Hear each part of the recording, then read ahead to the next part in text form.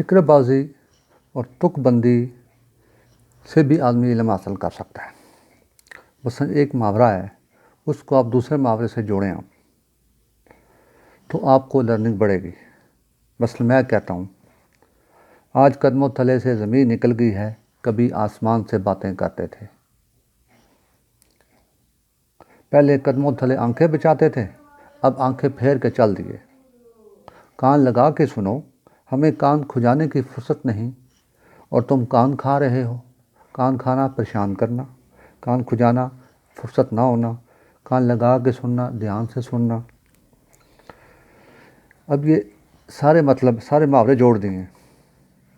زخم پر نمک پاشی کر کے تم میرے زخم ہرے کر رہے ہو۔